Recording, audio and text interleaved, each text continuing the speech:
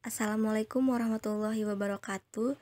Kami dari kelompok 10 ingin menjelaskan materi mengenai penanggulangan bencana angin topan. Terlebih dahulu kami akan memperkenalkan anggota. Yang pertama ada Dania Fitria Putri, Elvira Nadia Putri, Nia Anggistina, dan Nia Santika. Pada presentasi kali ini, kami memiliki 7 sub pembahasan yang akan kami sampaikan. Yang pertama, konsep bencana angin topan. Yang kedua, dampak bencana angin topan. Yang ketiga, mekanisme perusakan. Yang keempat, kajian bahaya bencana angin topan. Yang kelima, gejala dan peringatan dini. Keenam, komponen yang terancam. 7. Perkembangan data bencana angin topan. Dan yang terakhir, upaya mitigasi dari bencana angin topan. Baiklah, langsung saja ke pembahasan. Konsep bencana angin topan. Angin topan atau angin puting beliung adalah angin kencang yang datang secara tiba-tiba, mempunyai pusat, bergerak melingkar menyerupai spiral dengan kecepatan 40-50 km per jam hingga menyentuh permukaan bumi dan akan hilang dalam waktu singkat 3-5 menit. Bencana tersebut sebagai bentuk akibat dari peristiwa hidrometeorologis yang meningkat intensitas kejadiannya pada masa peralihan musim. Hidrometeorologi merupakan bencana yang disebabkan oleh rusaknya sistem dalam siklus hidrologi, sehingga mempengaruhi kestabilan kondisi iklim dan cadangan air di permukaan bumi. Indonesia juga terletak di garis khatulistiwa sehingga wilayahnya beriklim tropis dan berbentuk kepulauan, menimbulkan potensi tinggi terjadinya berbagai jenis bencana hidrometeorologi. Ada beberapa dampak angin puting beliung yang dapat menimbulkan banyak sekali kerusakan yang tidak ringan, bahkan ada yang menimbulkan kerugian yang tidak sedikit yang akan mengganggu ruang publik untuk kehidupan. Berikut dampak-dampak yang bisa ditimbulkan oleh angin puting beliung yang bersifat merusak, seperti yang pertama, kerusakan pada rumah, infrastruktur pada suatu daerah. Yang kedua, kasus angin puting beliung ada beberapa yang menimbulkan korban jiwa. Yang ketiga, menimbulkan kerusakan material. Yang keempat, merusak kebun-kebun warga. Yang kelima, menciptakan banyak puing-puing dari kerusakan materi serta sampah yang berserakan. Yang keenam, dapat mengganggu jalannya ekonomi. Mekanisme perusakan. Tekanan dan hisapan dari tenaga angin meniup selama beberapa jam. Tenaga angin yang kuat dapat merobohkan bangunan. Umumnya, kerusakan dialami oleh bangunan dan bagian yang non-struktural seperti atap, antena, papan reklame, dan sebagainya. Badai yang terjadi di laut atau danau dapat menyebabkan kapal tenggelam. Kebanyakan angin badai disertai dengan hujan deras yang dapat menimbulkan bencana lain seperti tanah longsor dan banjir. Selanjutnya adalah kajian bahaya. Data kecepatan dan arah angin dari stasiun dan satelit meteorologi memberikan informasi tentang kuat dan pola pergerakan angin di suatu daerah. Faktor lokal seperti topografi, vegetasi, dan daerah permukiman dapat berpengaruh terhadap cuaca lokal.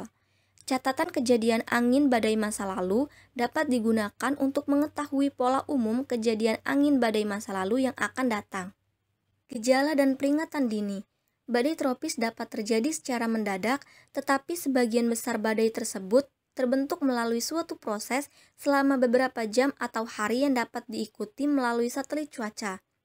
Monitoring dengan menggunakan satelit ini dapat untuk mengetahui arah dari serangan angin badai, sehingga cukup waktu untuk memberikan peringatan dini. Meskipun demikian, perubahan sistem cuaca sangat kompleks, sehingga sulit dibuat prediksi secara cepat dan akurat. Berikut ini merupakan komponen yang terancam dari bencana angin topan. Yang pertama, struktur bangunan yang ringan atau perumahan yang terbuat dari kayu. Yang kedua, bangunan-bangunan sementara atau semi permanen. Yang ketiga, atap bangunan. Yang keempat, material bangunan tambahan yang menempel kurang kuat pada bangunan utama seperti papan, seng, asbes, dan sebagainya. Yang kelima, pohon, pagar, serta tanda-tanda lalu lintas dan papan reklame. Yang keenam, tiang-tiang kabel listrik yang tinggi. Yang ketujuh, kapal-kapal penangkap ikan atau bangunan industri maritim lainnya yang terletak di sekitar pantai. Selanjutnya adalah perkembangan data bencana. Data ini diambil dari infografis data bencana periode 1 Januari 2019 hingga 31 Desember 2019. Pada infografis ini dapat dilihat bahwa bencana angin puting beliung periode tahun 2019 berada di posisi pertama sebagai bencana yang sering terjadi di Indonesia, yaitu 1.387 kejadian. Kemudian diagram dari jumlah per jenis bencana tahun 2020.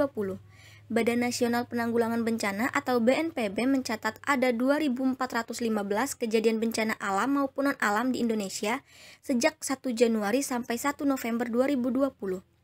Bencana angin puting beliung tercatat sebanyak 693 kali dan menandakan bahwa bencana tersebut merupakan bencana kedua yang sering terjadi di Indonesia pada periode bulan tersebut. Artinya, jika data kejadian bencana angin puting beliung tahun 2020 dibandingkan dengan data kejadian tahun 2019, jumlah kejadian bencana angin puting beliung di Indonesia telah mengalami penurunan.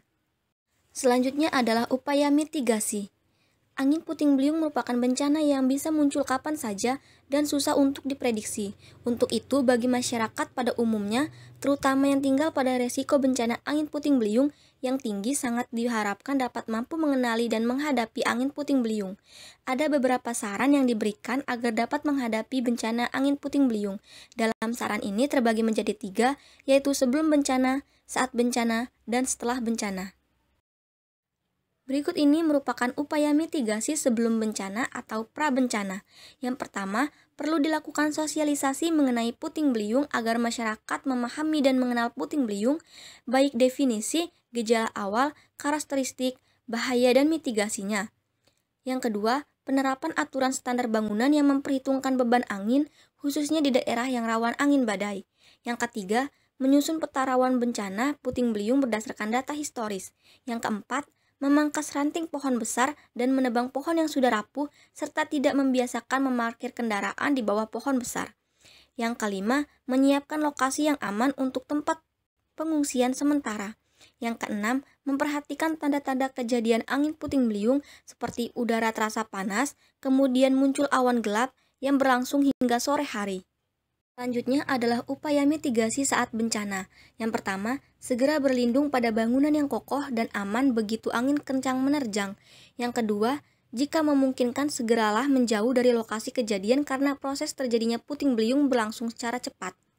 Yang ketiga, tutup jendela dan pintu lalu kunci dan matikan semua aliran listrik dan peralatan elektronik. Yang keempat, jangan berlindung di bawah pohon besar, baliho, papan reklame, atau tiang listrik. Dan yang terakhir adalah upaya mitigasi setelah bencana atau pasca bencana. Yang pertama, melakukan koordinasi dengan berbagai pelaksana lapangan dalam pencarian dan pertolongan para korban. Yang kedua, mendirikan posko dan evakuasi korban yang selamat. Yang ketiga, mendirikan tempat penampungan korban bencana secara darurat di dekat lokasi bencana atau menggunakan rumah penduduk untuk mengobati dan dapur umum. Yang keempat, melakukan koordinasi bahan bantuan agar terdistribusi tepat sasaran dan sampai kepada mereka yang benar-benar membutuhkan, serta menghindari para oknum yang memanfaatkan situasi. Yang kelima, melakukan evaluasi pelaksanaan pertolongan dan estimasi kerugian material. Sekian presentasi penanggulangan bencana angin topan dari kelompok 10. Jika ada salah mohon dimaafkan. Wabillahi taufik walhidayah. Wassalamualaikum warahmatullahi wabarakatuh.